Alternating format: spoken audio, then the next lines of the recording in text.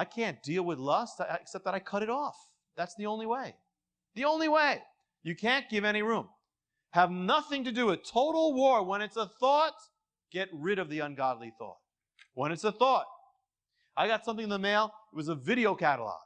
And I get all sorts of junk, and that I haven't asked for, but I got this thing. It's a video magazine. It has all sorts of videos, and some are okay. Most of them are fine, are whatever, normal stuff. But all of a sudden, they start sending it, and then it appears in the middle section is pornographic videos. So I said, don't send any more of these catalogs to me. I don't want it. I don't want the enemy to use it. He'll use anything to get in. Cut it out. Even a little thing. You people who are on the internet, there's pornography all over it. If you don't have a filter for that, you should question whether you should even be entertaining things where this could come in. If it comes in once, that's too much. And even then, be careful. I know somebody, a believer who got saved, family got saved, went into ministry, and then was on the internet, and the pornography on the internet, he dropped out of ministry, dropped out of growing, dropped out of fellowship. You can't have a little. Someone wrote to me across the country how their marriage was destroyed through the internet, through pornography. And on the radio, I was giving a message, because on the daily thing that goes across the country, which was saying, if anything causes you to stumble, throw it out. He said, today, I threw the computer out.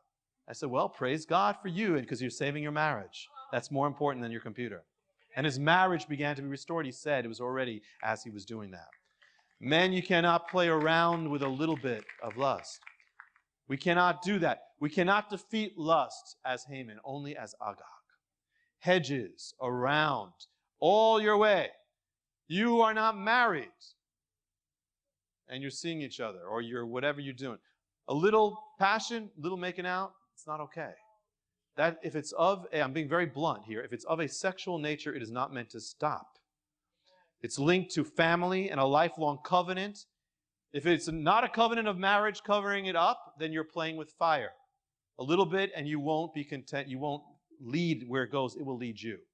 The enemy will use it to destroy your peace, your walk, your relationship. I bring home a bag of junk food sometimes. I pace it, but occasionally I allow myself to do it, and then I regret it afterwards, but I say, I tell myself, I'll only have a little portion.